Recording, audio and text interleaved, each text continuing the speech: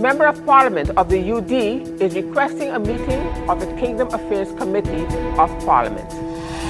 Member of the Anti-Poverty Platform is asking why doesn't the Dutch ministers take a cut in their salaries? And a tropical storm watch is in effect for the island of St. Martin. Those are the headlines for Thursday, August the 20th, 2020.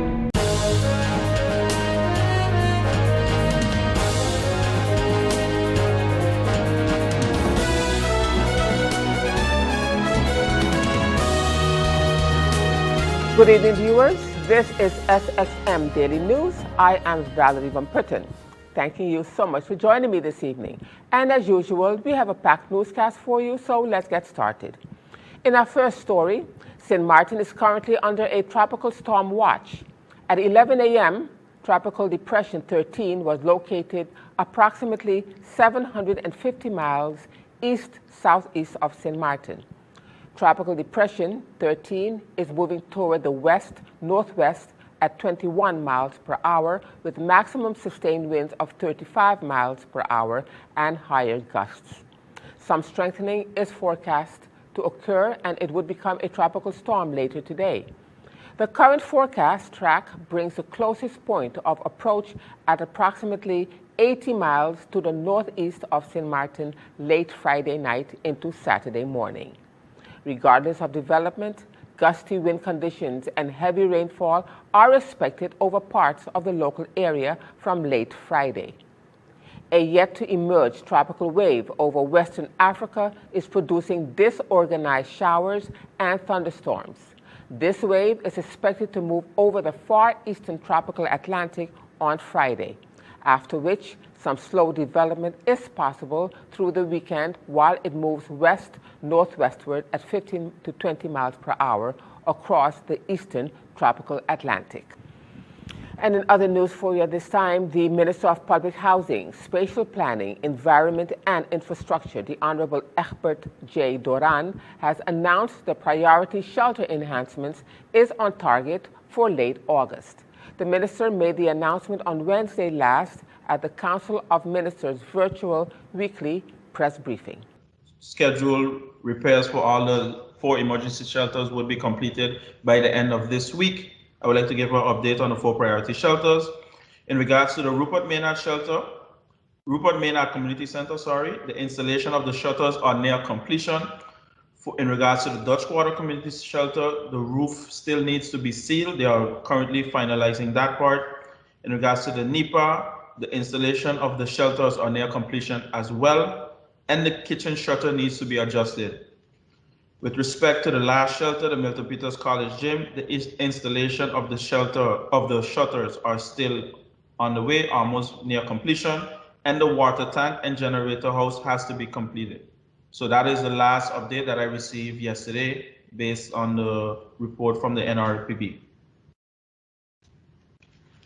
I hope that answers your question. Deputy Prime Minister, can you indicate whether some of the shelters would be available for use immediately should there be a potential need for it? There will be shelters available for use immediately. What I give a brief synopsis of what is lacking in terms of finalizing the complete project. But in the event that there is a storm, there are shelters that will be available for the people of St. Martin, as was made available a couple of weeks ago when there was a potential rainstorm threat. And the Minister of Vromi also held a meeting recently with the directors of the district cleaners. The meeting was geared towards ascertaining the concerns and challenges experienced by the district cleaners. He further expounded and also advised motorists to be extra cautious when they see district cleaners at work, and he also advised residents to take advantage of the district cleanup. Recently, together with the staff of the Department of Infrastructure Management, I held a meeting with the directors of the district cleaners. This meeting was geared towards ascertaining the concerns and challenges experienced by the district cleaners, as well as the expectations from the Ministry of Vromi. Many of the district cleaners were faced with similar challenges. One of their main concerns were being improper disposal of waste by the residents. I would like to urge residents to dispose of their waste in the central bins and monitor the garbage collection schedule to better plan for garbage disposal. I also expressed my concerns regarding the lack of use of protective shields, which in turn can potentially cause damage to passing vehicles as well as pedestrians. All trucks disposing of waste are to have the truck beds properly covered in order to avoid loose items falling or flying onto the main roads. This form of littering creates hazard to motorists, pedestrians, and the environment alike, and is therefore being discouraged. In addition, I'm also advising motorists to be extra cautious in the area where they see district cleaners at work and to take their safety into consideration. I wish on behalf of the government of St. Martin to express sincere gratitude to the district cleaners for a job well done in ensuring our environments are kept clean. Residents are also encouraged to monitor and take full advantage of the pre-hurricane cleanup schedule as the peak of the 2020 Atlantic hurricane season quickly approaches. The flyer with the cleanup schedule can be found on the VROMI Facebook page, the page of the government of St. Martin, and the local newspapers as well. The cleanup is being executed by the garbage haulers of the designated districts. And residents are to dispose of debris in their yard in the central bin location as previously announced. The garbage haulers will be collecting vegetative debris, construction and demolition debris, appliance and electronics, as well as other hazardous household waste. Senior citizens and or disabled persons in need of assistance during the cleanup should contact 520-7023, that is 520-7023, or 520-7028. That is representatives of the Department of Infrastructure Management. The cleanup ends on August 31st. I'm once again urging residents to take full advantage of this opportunity. I'm also encouraging the full cooperation of residents during the preparation for any impending weather that we might be facing, because collaboration is very important with that respect. Meanwhile, the Honorable Minister of VSA, Richard Panafleck, along with Mr. Claret Connor, Director of the National Recovery Program Bureau, the NRPB, recently conducted site visits to view the progression and visually evaluate works done to date. After emphasizing the importance of meeting the targeted dates, the minister expressed his satisfaction. I think we all would have wanted this project to conclude before the start of the hurricane season. However, given the circumstances surrounding the delays, I am pleased that we have gotten to this point, and I am pleased with the efforts the NRPB has made to ensure that works are carried out at a rapid pace, Minister Panafleck noted. Each shelter facility is receiving much-needed upgrades, including the installation of new generators, replacing old or installing new air conditioners, above-ground water reservoirs, and diesel tanks are also being constructed and installed at the various sites. Missing, broken, or outdated windows, doors, and shutters are also being replaced. Additionally, plumbing and electrical works will be carried out where necessary. All site works are supervised, and specific attention is being paid to COVID-19 prevention and mitigation measures sanctioned by the NRPB in March. Despite the setbacks, the teams are focused on working diligently, and all efforts are being exhausted to accomplish our goals. In the end, these facilities serve the communities, and with the upgrades, the various community councils and general public of St. Martin will be able to enjoy all of the enhanced amenities being installed year-round. All of this work is fully funded by the St. Martin Trust Fund, Director Connor concluded. The Trust Fund projects are financed by the Government of the Netherlands, managed by the World Bank, and implemented by the National Recovery Program Bureau on behalf of the Government of St. Martin. And still to come, St. Martin Medical Center halts non-emergency medical procedures, polyclinics to continue. And I'll have the details to that story and much more when SXM Daily News returns.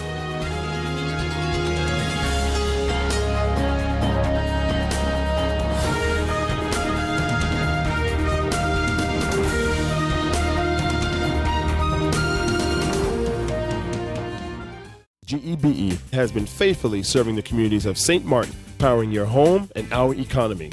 Come rain or shine, our qualified team of professionals are working hard 24 hours a day to provide you and your family with safe, reliable electricity and water. We use the latest technologies and test our products daily to maintain the highest international standards.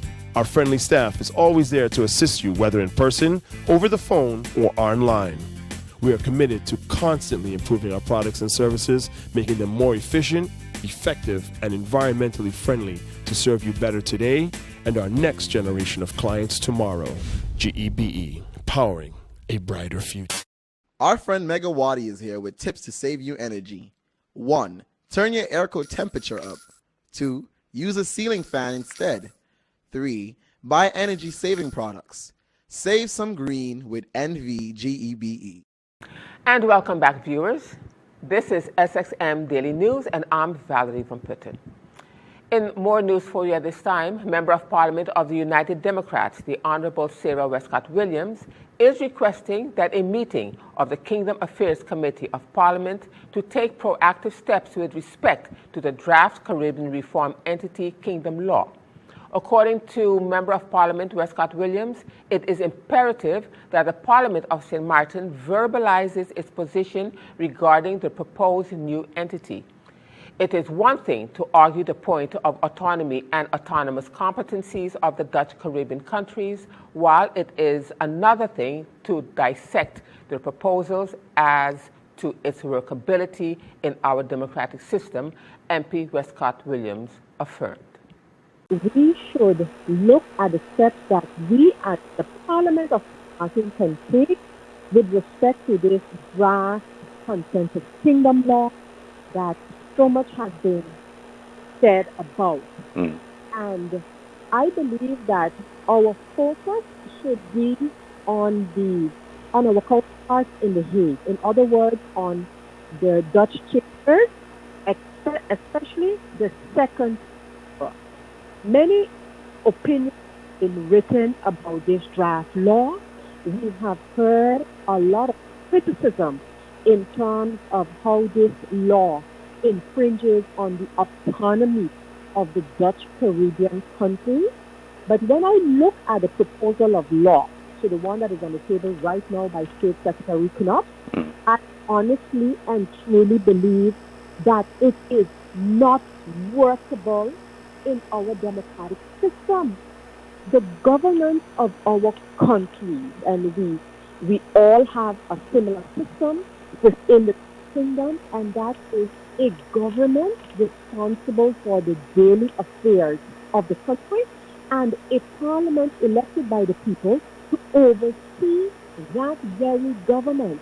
When I look at the draft as proposed by the State Secretary, it is in essence taking that authority from the government of the country, in this case the government of St. Martin, without any type of parliamentary oversight. This body that is being proposed, in my opinion, given the powers that it is proposed, that are proposed in the law, it will take over the governance of the country.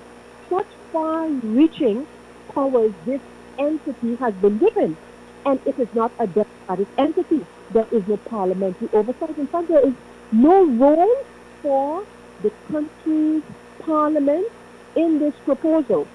So I have suggested, one, that this meeting of the Kingdom Affairs Committee of our Parliament takes place, and that in that meeting, we look at the steps that we can take. One, we can definitely, in an informal way, approach our colleagues in The Hague. We can also take a formal step and approach the Dutch chambers, even the Dutch government, the Parliament of St. Martin, with a good case can approach. We can approach them. We can ask for a meeting with them. Of course, these meetings are going to be virtually, but I think we need to take those steps because especially our counterparts, so the members of the Dutch chambers, they must understand that what this proposal does is undermine the very democratic system that they hold in such high regard themselves. and that is any one entity, organization entrusted the kind of powers proposed for this new entity, this Caribbean Reform entity, must give some account. In the proposal, the only account the Caribbean Reform entity is supposed to give is the State Secretary cannot. And that kind of a structure with such far-reaching powers, in my opinion, again, has no place in our democratic system. And this is what I want Parliament of St. Martin to discuss, to form clear position on, and then take it to our, especially our counterparts in the history. And as we continue now with the news, in light of the resurgence of active COVID-19 cases on St. Martin Medical Center, SMMC, has temporarily halted all non-emergency medical procedures and surgeries until further notice. This is in an effort to accommodate the recent influx of COVID-19 patients requiring hospitalization over the past few days and create additional capacity in terms of beds and staff should the need arise. At the time of the outbreak management team, the OMT meeting on Wednesday morning, there was a total of 15 COVID-19 positive patients admitted to the St. Martin Medical Center for treatment and an additional positive patient who was being assessed in the COVID-19 triage containers outside of the emergency room but had not yet been admitted. All polyclinics, outpatient departments will continue with scheduled appointments and stringent safety measures, which include the enforcement of the mandatory universal masking policy for staff and visitors, frequent disinfection and sanitation of the premises, triage and risk assessment questionnaire, mandatory hand hygiene upon entering the hospital, and the continuation of the suspension of inpatient visiting hours will be continued.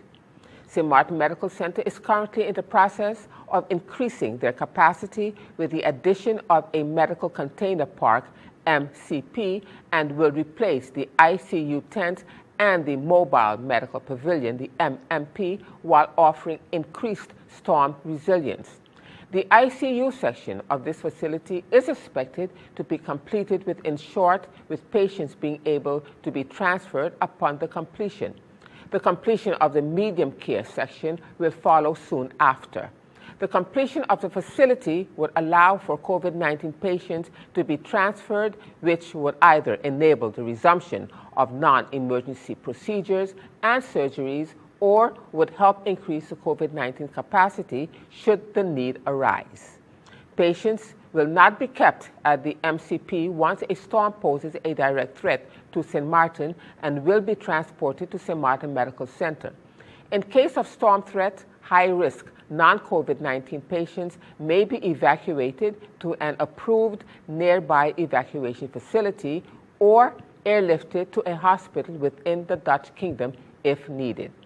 St. Martin Medical Center urges persons experiencing symptoms of COVID-19, such as fever or chills, coughs, shortness of breath or difficulty breathing, fatigue, muscle or body aches, headaches, loss of taste or smell, sore throat, congestion or runny nose, nausea or vomiting and diarrhea, to call their house doctor or contact the CPS hotline at 914 or at telephone numbers 542-1122 or 542-1222.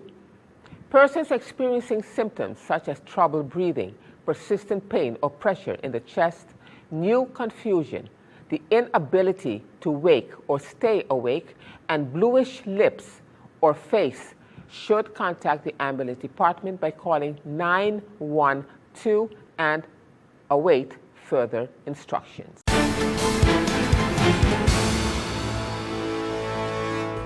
Now, turning to our weather forecast, which is a repeat of our first story for August the 20th, 2020. St. Martin is currently under a tropical storm watch. At 11 a.m., Tropical Depression 13 was located approximately 750 miles east-southeast of St. Martin. TD13 is moving towards the west-northwest at 21 miles per hour with maximum sustained winds of 35 miles per hour and higher gusts. Some strengthening is forecast to occur and it could become a tropical storm later today. The current forecast track brings the closest point of approach at approximately 80 miles to the northeast of St. Martin late Friday night into Saturday morning. Regardless of development, gusty wind conditions and heavy rainfall are expected over parts of the local area from late Friday. A yet-to-emerge tropical wave over Western Africa is producing disorganized showers and thunderstorms. This wave is expected to move over the far eastern tropical Atlantic on Friday, after which some slow development is possible through the weekend while it moves west-northwestward at 15 to 20 miles per hour across the eastern tropical Atlantic.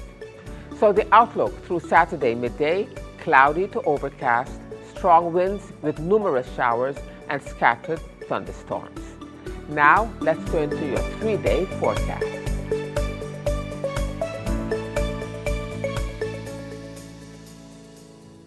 And still to come, member of the Anti-Poverty Platform is asking, why doesn't the Dutch ministers take a cut in their salaries? And we'll have the details to that story and more when SXM Daily News returns.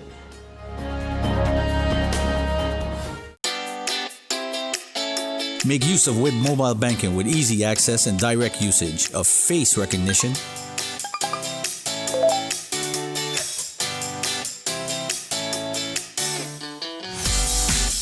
PIN code,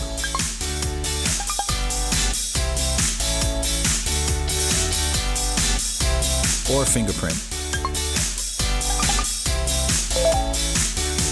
Download WIB mobile banking app and make your transaction from anywhere at any time.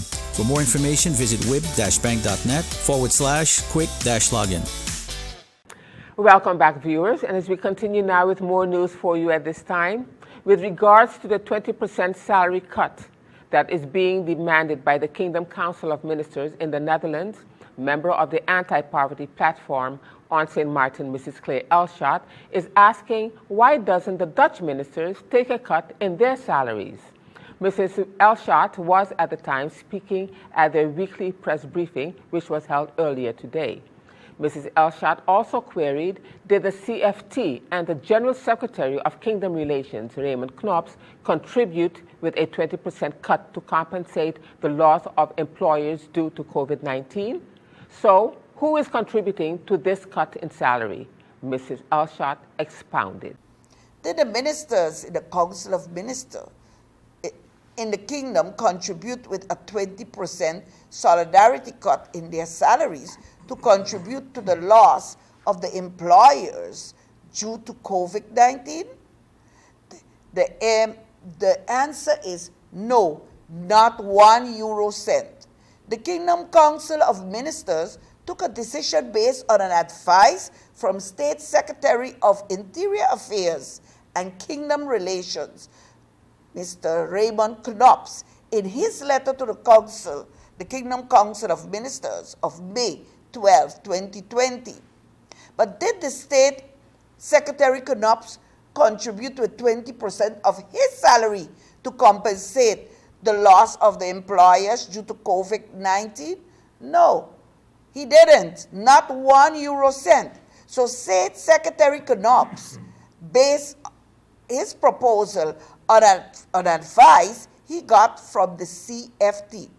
Did the members of the CFT contribute with 20% of their salary to compensate the loss of the employers due to COVID-19? No. Up to now, not even 1 cent. So who is contributing for this cutting in salary service from these government entities? Who is contributing?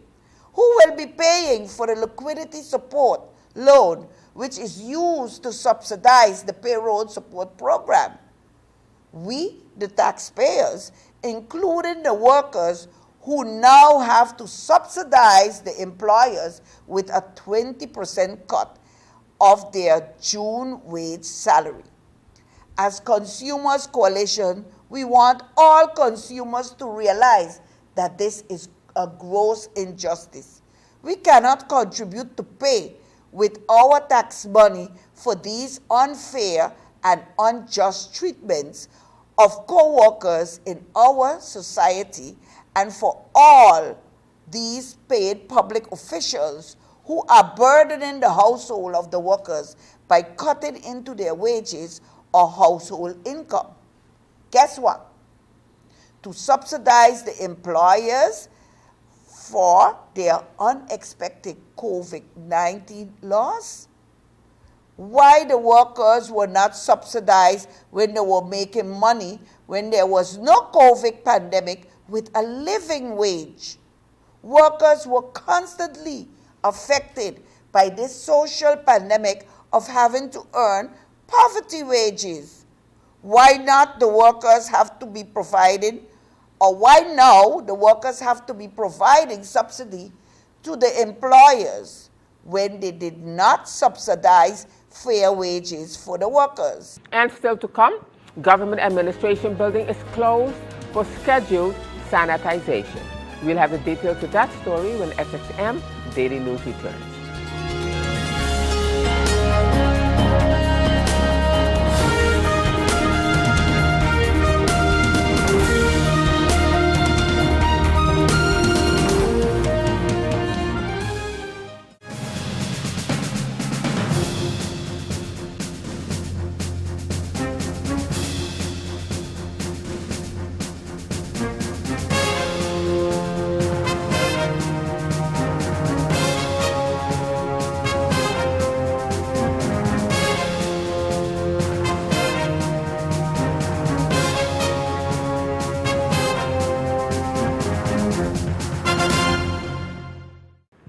And as we end this edition of SXM Daily News for you this evening, as part of the protocol to ensure the continuous safety of government employees and the general public, Deputy Prime Minister Egbert J. Doran has announced the closure of the Government Administration Building on Friday, August the 21st, 2020, in order to allow cleaning and sanitization of the entire building. The cleaning and sanitization will continue into the weekend and will cover all floors, offices, and common areas. All services will resume on Monday, August the 24th, 2020, as usual. Additionally, persons with appointments for Friday, August the 21st, 2020, at the Civil Registry Department, Permits Department, VROMI, and the Economic Licenses Department, as well as persons with an appointment for their Certificate of Good Conduct application at the Phillipsburg location, will be rescheduled by the respective departments, and these persons are asked to monitor their email for a new confirmation date and time for their respective services. In the event that an email was not provided, these persons will be contacted by phone with a new appointment booking. Persons who would like to make payments by check at the receiver's cashier services may do so by making use of the drop box located at the front of the government building or by paying online via their respective banks. This can be done between the hours of 8:30 a.m. and 12:30 p.m. Online payments via your respective banks are also an option for payments to be made. And with that, viewers, we've come to the end of this edition of SXM Daily News for this evening. I am Valerie Van Putten, thanking you so much for joining me this evening. And just a reminder that this and other programs are available online. Simply log on to stmartinmediacenter.com for viewing. And on behalf of the SXM Daily News team, we thank you for watching and plan on meeting you right back here again tomorrow.